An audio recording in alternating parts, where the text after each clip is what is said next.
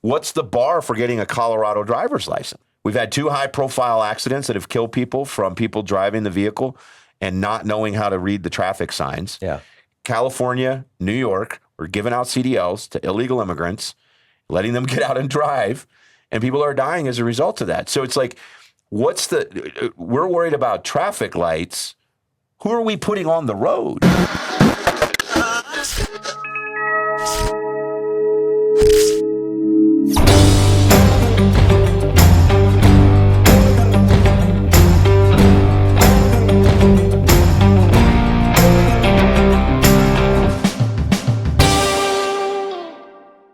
Hey guys, welcome to the Twisted View. I am Leland Conway, along with Christian Toto, Benjamin Allbright. If you like the show, subscribe and like our channel. Click that little bell icon for notifications. Bing. Find Twisted View podcast on your favorite. I was trying to hold it together. Which one of you I was trying to hold it together. Somehow I was like, oh my God. Leave that in. Leave that in. Subscribe and like our channel. Click the little bell icon. Find Twisted View podcast wherever your favorite podcast is found. And if you don't like us, hey, I hate Leland at twistedview.com because we really send me don't that care audio what you file. think. The thing. That's my new text message notification. What a way to start the show. I love it.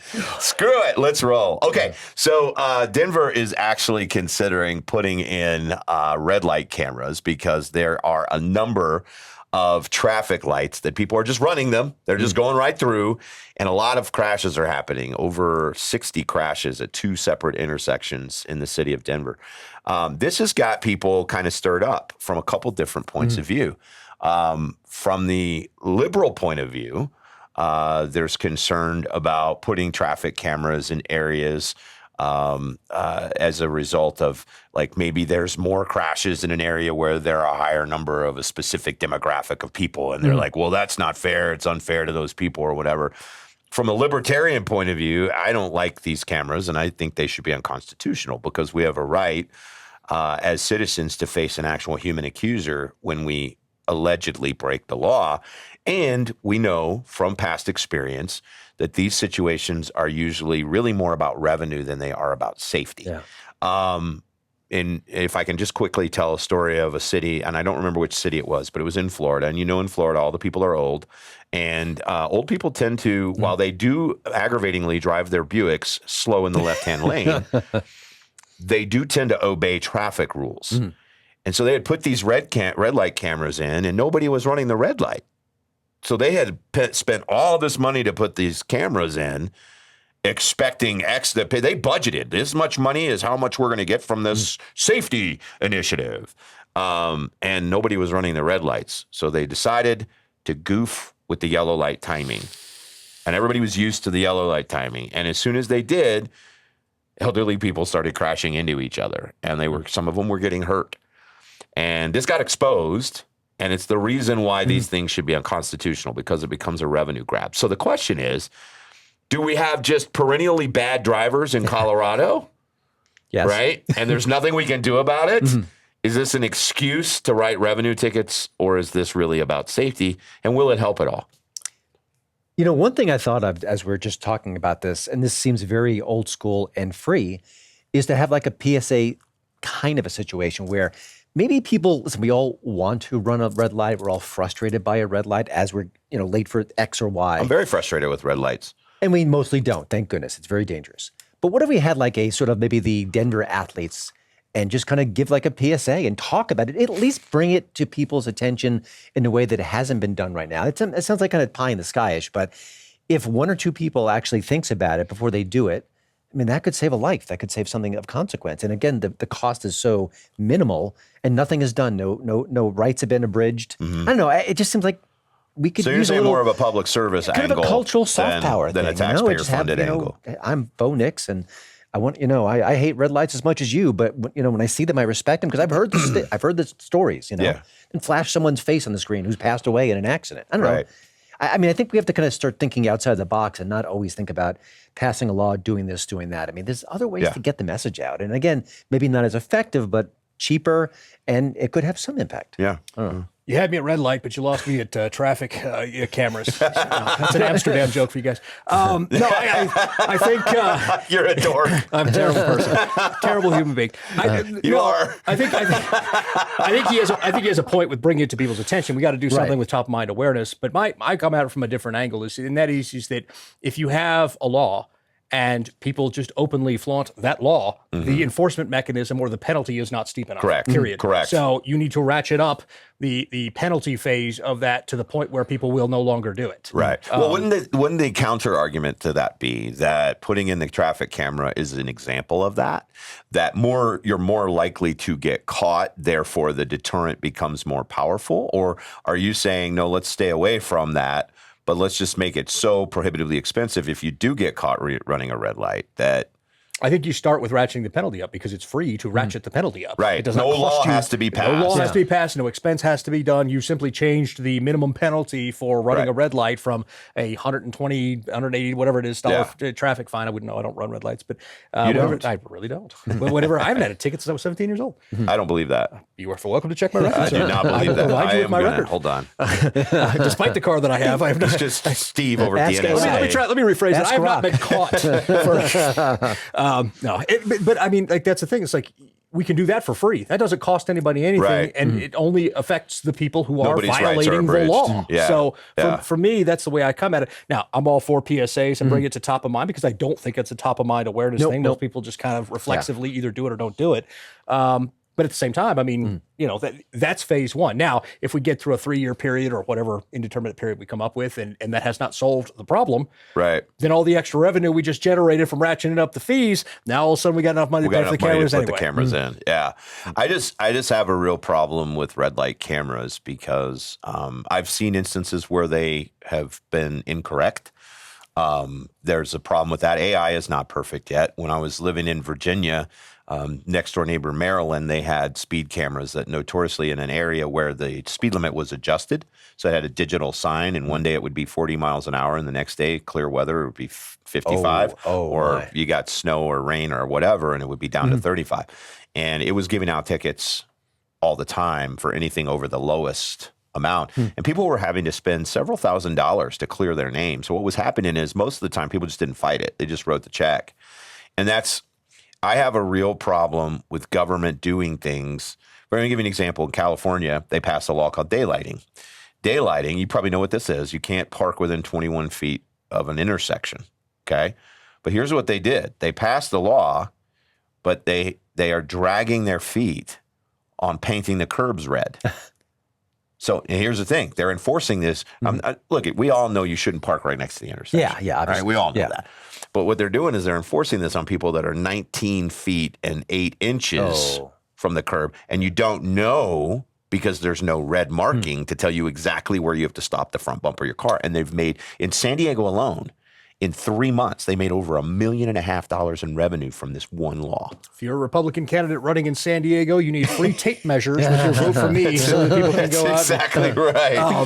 One important thing here is that you mentioned before that they exposed the problem with the yellow lights. Yeah. They tinkered with it. Who did that? Was that the media? I mean, who was there a whistleblower there? Yeah, I don't remember the exact how that story actually got, because people were very suspicious of these cameras. And when they noticed the change in the pattern, somebody was like, hey, I think it was a FOIA request. Okay. And they were like, hey, I want to see what happened here. Yeah. And that's where they discovered emails going back and forth. And they were like, boom. Yeah. you're And in that's why you need trouble. like really good, honest local reporting to make those situations Yes. possible. Yeah. But that's, Yeah. reporting right now is less than. Well, we're we talk about the access media here in a journalism all the minute. time, but the boots on the ground locals are doing great. Going back to your point real quick about the people just writing the check, even if you go fight it, you're still paying $75 in court and a court fee for what? Yeah. You got it wrong. Yeah. I'm Or paying you're in- $75 or you're in and court losing my that time. day, And losing my time's worth more than $75 an hour. Yeah. And I'm in, and I'm in here to, anyway, I don't. And by the way, I am passionate about the issue of running red lights because just yesterday, down in Colorado Springs where I live, I didn't see the crash happen. It was right after it happened, but it was a red light run. That's what it was, because it was the exact same accident that my wife was in a few years ago. We had just bought a brand new car. She maybe 10 miles on it. And for whatever reason, she pulled up to the red light and stayed about a car length behind the white stop line, right? And she's in the left-hand turn lane. And normally she wouldn't do that, but she did that day. And then the guy ran a red light, knocked the car that it hit head on into her. And had she been up there on the white line, she probably would have been hurt. She wasn't, but totaled the car. But I mean, this was just like, I mean, you buy a brand new car, 10 miles on it, and some numbnuts decides to run the red light. You know, I feel passionate about this, but I think the issue goes back to what you said earlier. Are we enforcing it with steep enough penalties? And what are we teaching people about how to drive? And if you're coming here from another state, what's the bar for getting a Colorado driver's license, right? I mean, think about this. This is a national story right now, but there were 125 truck drivers arrested in Oklahoma the other day, all of them illegal immigrants. That's why they were arrested. They all had CDLs. Many of them couldn't speak English. We've had 2 high-profile accidents that have killed people from people driving the vehicle and not knowing how to read the traffic signs. Yeah. California, New York were giving out CDLs to illegal immigrants, letting them get out and drive, and people are dying as a result of that. So it's like, we're worried about traffic lights. Who are we putting on the road? Yeah. Right? Is there something to be said there? Because I would argue that front range drivers, not Colorado drivers in general, but front range drivers are the worst in the nation. I would say. I certainly up there, and I've lived in the aforementioned Florida where they go 27 miles an hour as a maximum the speed. left-hand lane. Right. I think talk about enforcement mechanisms and penalties is one thing, but I think you're right. I think starting at a base level of who is qualified to drive and how we qualify them is probably where that conversation does need to begin. If you're not able to recognize the signs on the road, what are we doing here? I don't care if you can't speak English. If you can recognize the signs, okay. Yeah. But speaking English probably helps with that. Probably a little bit. A little bit. Skosh. So like that's the thing. But if you can't recognize the road signs, then how do you have a CDL to begin with? That part blows my mind. By the way, my kid is learning to drive. He's got his permit. So I'm teaching him X, Y, and Z. It's my younger one I'm really worried about, trust me. But one of the things I'm trying to teach him is to be a defensive-minded driver, to anticipate mistakes. Whenever I cross through an intersection now, I'm kind of looking both ways a little bit, even though I've got the green and it's good. You have to kind of anticipate mistakes, not assume everyone is perfectly driving like they should. Yeah. You have to understand that people break the law, they ignore the law, and you got to get that sort of ingrained in your head. So, well, I'd say with my ex, with her daughters, teaching them how to drive, it's the same thing. First, I'm teaching you vehicle familiarization so that you understand that. But then the second thing I'm teaching you is that I'm not worried about you. I'm worried about everybody around you. Yes. That's where you need. That's why you can't be texting while you're driving. It's not that we're worried about your driving. It's that I'm worried about everybody else who's not paying attention. My dad used to say, plan on the other guy doing something stupid. Yeah. Exactly. Right? And you don't want to be like paranoid, but at the same time, a little bit. Yeah. I think on the issue of the traffic cameras, though, I'm going to say I'm strongly against this because I don't think it solves the problem we're trying to solve. I think we've already hit it. Solve problems at the root. Don't solve problems at the leaf. Yeah. Right? And the root is, who are we giving driver's licenses to? How are we checking that they are responsible enough to be able to do this? I mean, when I was a kid, when I was 16, I passed my driver's test with a 1976 Cadillac Fleetwood, and I had to parallel park that thing. Oh, my. Right? You want to talk about difficult? That I was didn't know difficult. you could afford a yacht, let alone a land yacht. Well, it was one of my buddy's cars, you know? I mean, you had to borrow the thing. But I mean, if you can drive that, you can drive anything, right? Yeah. But we had to be able to prove that we knew what we were doing, you know? And to your point, my dad was very defensive and to this day, I drive very defensively. I assume the other guy's going to do something stupid. That seems pretty high level to 60 crashes at 2 intersections in the city of Denver. Yeah. The other question is, and you brought this up earlier, Ben, how are those intersections designed? Is there a better way to do that? Could that be part of the issue? Because we don't put anything into designing our roads in this state. They're the worst designed, worst maintained, worst upkept roads in the country. Yeah, and that's the thing right there. It's just like, is it, and to piggyback off you're saying there, I always say treat the problem, not the symptom. Yeah. And so that is like, is the problem the design? Like, we need to figure that out. Right. If it's not the design and it's just people aren't, then we either need to redesign it or we need to steepen the penalty and then go from there. Yeah. Speaking of the media doing a good job reporting on this stuff, I want to talk about this a little bit. Sure. There was a movie that just came out, and we've seen the No Kings protests, and we've seen all this nonsense that's going on in America. And look, I mean, free to protest, it's fine as long as you're not violent, you're not burning things down. What's happening in Portland's a different story altogether. But well, Jimmy Kimmel said there's no chaos in Portland. Oh, so that's right. My bad. Yeah, totally different thing altogether. I saw that video of the guy in the Donald Duck costume. So. Oh, yeah. Yeah, exactly. This is all it is. Just people in Donald Duck costumes, which I think we should have a protest. The three of us should protest these traffic cameras Oh. wearing the inflatable T-Rex costumes. I think that's, don't you think that would be effective? Alarm. My friend Romy Bean was the one who did that. The cheerleader that did the T-Rex. You know, she can get us a hookup on those inflatable T-Rex costumes. We'll do a little dance. Yeah, we'll Fix the damn potholes. Snap, crackle, and pop. I like it. But speaking of the media not doing a good job, I remember some of my wife and I's favorite movies are to go back and watch The Bourne Identity, the James Bonds with Daniel Craig, the Jack Ryan stuff, like all that stuff back when America was kind of the good guy. The Bourne Identity was interesting because at the time it came out, I remember thinking, I love this movie, but it's criticizing my old uncle George W. Bush, the president of the United States, who I was a rock rib supporter of at the time, and have since noticed the error of my ways. And now I look back on that era of American movie making, and I think to myself, boy, they were trying to warn us about some pretty important things. Today, it seems as though they've given up on the idea of warning about the power of the state. And they've gone towards, let's celebrate the power of the state and let's warn against the power of people who might push back against the state. There's a new movie out. It's called One Battle After Another. Leonardo DiCaprio is in it. It seems to me to be an Antifa manifesto in a way. Am I wrong in reading it that way? Is this Hollywood coming out on the side of maybe an Antifa movement or something? It's fascinating because it's really an anti-ICE movie, and yet the term ICE is never used. It's about revolutionaries, including Leonardo DiCaprio's character, who are attacking government officials, government bases, using explosive, using fireworks, shooting people as needed. Which has been happening in real Texas. time. It literally happened either before and or after. Yeah. This Well, I think the movie hit release, theaters. they were doing like a release of it right after that ICE shooting where there were multiple people that were involved in the plot in Texas. Now, it's important to say that, first of all, I believe in free speech. You can make any movie you want. Absolutely. Having said that, there is sort of a responsibility or some sort of moral component to films. And also because this movie is really celebrating the violence, celebrating the revolutionaries, celebrating attacking the government.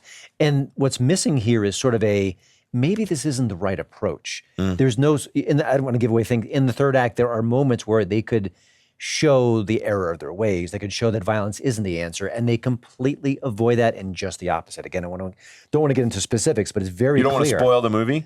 Well, and this is a P.T. Anderson movie too. I mean, like I love some of his movies. I mean, he's a great filmmaker. Boogie Nights, Magnolia is a phenomenal movie. I loved that. So I haven't seen this movie yet, so I can't adequately talk about that. I had to take your word, but I like, so it's one of these, it has this kind of message, and then it just doesn't ever, there's no point in this, like that violence is wrong at all. I didn't see it. Again, the very last scene is very, it's indicative of what they want to say with the movie, I think. I mean, that's your moment when you have the epilogue to say, okay, here's the statement. Here's where we want to go. Now, a couple of important things about the movie. It's been hailed by critics doesn't even describe it's very the highly love rated. fest. Yeah. I mean, it's going to get all the awards, all the nominations, everything. And it's actually, as a movie, it's rather flawed, even though it's brilliant at times. The acting is terrific. There are significant plot holes. There are very cartoonish characters. So it's got some issues as well. But just the framing of it is so fantastic. And the media wants to defend the film. They want to celebrate the film. They want to honor it. They want to promote what it's saying, to the point where a Variety magazine column said, this isn't even a left-wing film, which is just farcical because it's all about open borders. It's all about attacking the government. It's all about sort of freeing immigrants who have been captured. That is a left-wing message for sure. These are revolutionaries. They are violent revolutionaries. Now, if you switched it and did like, these are Proud Boys, they're attacking the government because the government's holding Trying to free the J6 guys and gals, that would be attacked. It wouldn't even make it to a cinema screen. It wouldn't make it past the first. You submit that draft. They go, okay, we're not touching this. I mean, without giving anything away, do they actually kill people in this? Yeah. In their pursuit of their aim? Yeah. Okay. So that's what to say. Like the left would have crucified you for doing a movie about Timothy McVeigh. Yeah. Right. You know, but then you turn around and it sounds like that's sort of what this is, only coming from the left instead of the right. Yeah. There are bombs planted in buildings. You don't see it if anyone dies there, but that's always a possibility. But there is one scene where a security guard is trying to thwart them as they, I think, maybe robbing a bank, and one of the main characters shoots them down. I'm curious from that standpoint. Because what bothers me about this is not that the movie exists. And it doesn't even bother me that it's getting accolades, right? I would say there's an argument that both types of movies need to exist, but both should get accolades. If you make a good film, and let's say we did a film from the point of view of, man, the J6 protesters really got jobbed. Yeah.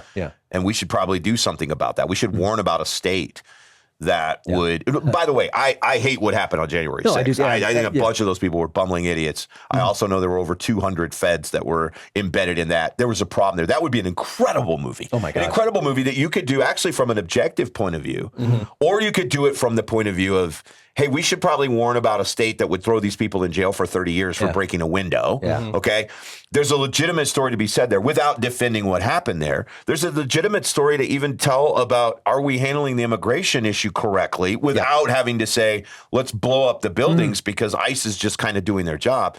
What bothers me is that the media is going to celebrate this one and not even let the other one make it to the screen. Yeah. That's what bothers me, because I think there's a place for both in a free society where people can make up their minds, where it just kind of helps you solidify different thoughts that you're having about this issue, and it sparks debate. That's supposed to be the point. I'll go a step further than that. I think I think it would be better for the country if we would have both of those kinds of movies in place, and ones that don't, and I don't know if this one does or not, ones that don't beat you over the head with the message, but just give you their point of view on that and let you draw your conclusion. Both angles of that. That's why what was the movie Enemy of the State back in the day? Loved that movie. And you still can't tell what the politics. I mean, there's a sort of element to and I don't. I can't even remember what, like, if the bad guy was a Republican or not, or like it might have been Clinton's administration, might have been Bush, kind of. But that's my point. It's just sort of like, I think you can do those movies and you can make your point without beating you over the head or, in effect, propagandizing, which is what it sounds like to me that you're saying that this is. It feels that way. And one of the movies that I loved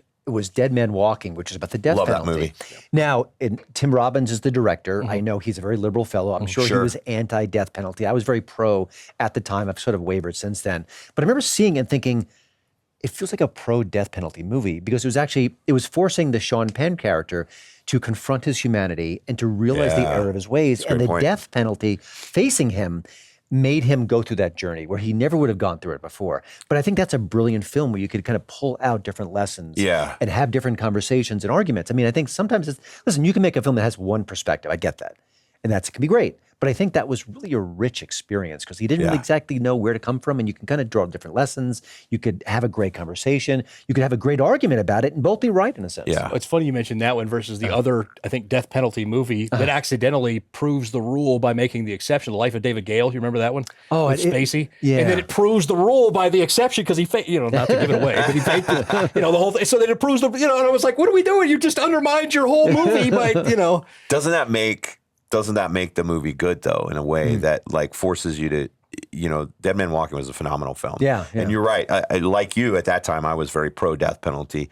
I wouldn't say my views have moderated. I think if you take someone's life, especially in certain ways, I think that humanity is better off without you in the pool. But my problem now with the death penalty is that with new technology, we have too many innocent people on death row. And if I go back to my Thomas Jefferson roots, I would say that putting any innocent man in jail is not worth 12, bad guys being put on the chair, right? But again, that's beside the point. Even as a very pro-death penalty guy at that time, I found that same struggle within myself, watching this guy kind of come to this facing of humanity. I guess I'm not trying to tell Hollywood what to do, but I miss a Hollywood that spoke truth to power wherever that power center was. If it was the Democrats in charge, they spoke truth to that power. And if it's the Republicans, they deserve it too. Yeah. And what we have now is we have ever since Obama was elected, through the Biden administration, and we see the stark difference in how they treat Trump. And again, we don't have to be a fan of him, but still, it's so clear that they've shifted the polls on this. Their polar north has shifted. I'm not really sure what Hollywood is trying to do now, other than just declare itself a propaganda arm of the left. Like late night TV. Yeah. And it's, that's the larger portion. It's not just movie making. I mean, speaking truth to power is what made certain things great, and they've lost that. Rap music was great when it was speaking truth to power. Instead, it went from what we didn't have to what we do have, even though we didn't have it. Celebrating Lamborghinis that were rented and all that kind of stuff. And I got nothing. I grew up on rap. But that's the point where it pivoted for me. It's like when comedy has shifted from speaking truth to power to journalism. With Access Journalism has gone from speaking truth to power. It's so many industries, and we've lost, as a society, I think we've lost the pillars that helped make the United States, what it was great. Was speaking truth to power. Whether that's Barack Obama, whether it's Donald Trump, whether it's Joe Biden, like that's honestly, and I don't want to get too deep in the weeds on this one, but honestly, I think the reason Donald Trump was elected was twofold. One, people were tired of where the economy was post-COVID, and whether you view that as a global issue, United States issue, whatever. And people were tired of being lied to about Joe Biden's senility. When it was obvious after that debate, like I wrote a scathing, I was like, say what you want about Trump. Doing? He's real and he's authentic in the moment. Yeah. I'm not a Trump fan. Right. But at that point in time, I'm like, what are the Democrats even doing? Right. Does this guy have a stick up his, like, they're literally, it felt like a marionette on stage. It could barely bumble through that. Yeah. By the way, you mentioned before about what Hollywood, sort of the imbalance in Hollywood. Dinesh D'Souza made a movie called Police State, which looked at some of the J6 it's a great situation. movie. Again, you're focusing on people who may have been in the building and did no violence outside the building. They weren't really. And listen, if someone's attacking a cop, then throw the book at that guy or gal, for sure. Some of those people deserve to be in jail for a long time. And also, those movies, the Police State, and also some of the Nick Searcy movies, the documentaries, showed ring camera footage of people being arrested with like a SWAT team outside. Just knock on the door and say, "I'm sorry, sir, but you have to come with us." I mean, you saw the footage. They didn't make it up. Yeah. It's shocking. And that's what would be a great movie. Yeah. And they wouldn't go near that. That script wouldn't be submitted. It wouldn't be considered. It would be completely verboten. Andrew Klavan, the great Andrew Klavan, has talked about when he was in Hollywood, once he was revealed as being right of center, his career ended. Yeah. Just for having different scary. thoughts, different points of view. That's scary. And I think somebody could do a very layered and very nuanced, because there's multiple angles to explore about J6. Like, I deplore what happened that day. Yeah. Sure. But there are thousands of people there that were just innocently protesting outside. Yeah. That said, and those people, and the 200, it was like 240 feds, I think, were planted through there. That needs to be exposed. On the flip side of that, if you went inside there and disobeyed lawful orders, we don't need to be venerating you. Right. And so I think there's give and take that both sides have a point here, and we could do an honest take on this, and yet nobody's doing an honest take. They're just pivoting to their little thing. And you know what's missing? If we don't have a media establishment that can speak truth to that power, Joe Rogan said something I thought was pretty profound the other day, and he was talking about J6, and he was saying, look, I want an FBI that has 250 agents at the Capitol, clearly in uniform on that day, telling people, hey, don't go in there. If you go in there, it's going to ruin your life. If you go in there, we're going to have to arrest you. Don't do this. Think twice, because that's what law enforcement should do in a situation like that. Is like, we want you to go in there so we can ruin your life. Like, and so if you don't have some sort of a media arm that can have enough of a national audience. Now, we're an example of independent media right here, but our audience is nowhere near the size of CBS. Yeah. If you don't have something like I've seen their ratings lately. Well, that's true. Good point. We might be just slightly ahead of them. But if you don't have something like that can speak that truth to power, it becomes a self-fulfilling prophecy where the FBI becomes something that would stand there and disguise themselves and then egg people on into the building. And that is a scary America from my point of view, whether it's Democrats or Republicans driving it. And I think both of them did. And I think the optics of that day is what ruled the decision making. Yes. Trump wanted the idea that there was a groundswell to keep him in because he felt like he'd been cheated or whatever. Yes. I disagree with that, but that's he said the right things, but it was pretty clear he wanted there to be a theatrical moment. Right. Yeah. And he's I'm not sure he wanted the Capitol to be invaded, but he wanted a theatrical moment. He's done that his whole life with the public relations. Like he's whatever you think of Donald Trump, he's a public relations maestro, whatever else you think of him. And the Democrats let it happen because they wanted the spectacle too, for the other side of the coin. This guy is dangerous. Look what he's doing, like this kind of thing. And neither one of them were being honest about it. Yeah. And where is America's soul in that mess? Right. We're flushing it down the toilet as innocent people are being goaded and moved back and forth as pawns in this battle for power between these two political institutions. Can we get a third party in here somewhere? Somebody, please? Yeah. Somebody smarter than me? Who would have known that this movie, One Battle After Another, would spark the conversation that our soul is in trouble? I mean, really it is because of this red team, blue team. And I know, Ben, you and I have had many conversations that we have very different feelings about certain issues. We have a lot in common, but we can be good, close friends because and I think that's most of America, right? Like it's most of America, but there's big parts of America now that are getting to this place where even if it's blood relative, I can't be with you because I can't be your friend. I can't go to your Thanksgiving dinner. I have a brother that we don't speak right now because of it. That's so sad. It's very sad. We were twins growing up, 18 months apart. Yeah. We don't speak. And I like my family's all pretty much the same politics. I'm the weirdo as a libertarian. They're all dyed-in-the-wool Republicans. So I'm usually the one guy that's saying things at Thanksgiving that people are like, really? You get it. Here's another piece of turkey. Just shut up. But I'm fortunate to be in that type of setting. I also have a family that has accepted people of all faiths and walks of life and creeds because I'm a missionary kid. And so I grew up with a household full of people from outside of our family that were in, and they were every type of non-accepted individual that was out there. So I kind of was exposed to that. I don't know what it would feel like to have a brother I couldn't speak to. But yet that is happening way more than it should in America as a result of this nonsense. I didn't speak to my friend for 5 years because we had a political disagreement. Yeah.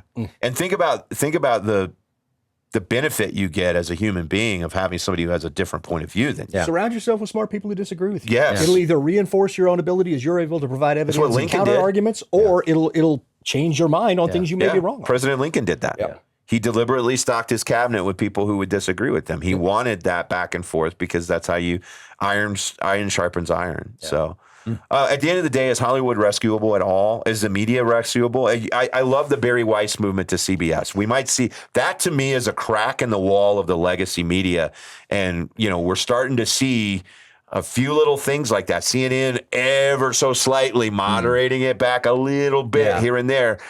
They've done a good thing in elevating our friend Scott Jennings. Am I reading too much into it, or is there some hope that the media might come back around to being that journalist that I'm we very want to be? cynical because I've seen the ratings go like this, and they just don't course correct, and they keep lying. Yeah. And I think what Barry Weiss is going to run into is a whole bunch of people who don't want to do journalism. Yeah. That's what's working there right now. They don't want to do, and you know that because she came in and said, "I'd like you to adhere to strict journalistic principles," and there was a meltdown. Yeah. You got to clean house. Right. And until you clean house, you're going to have the same problem. Yeah. CNN tried to course correct for a while. They kicked the guy out who tried to do that. They hired Brian Stelter back.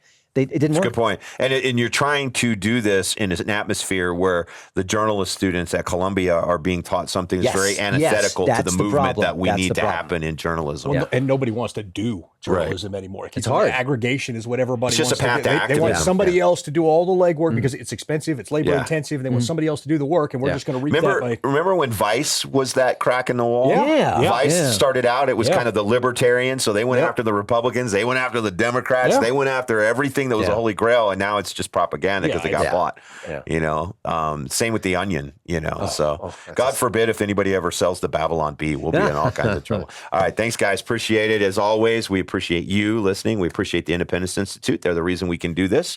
I am Leland Conway along with Benjamin Allbright and Christian Toto here on The Twisted View.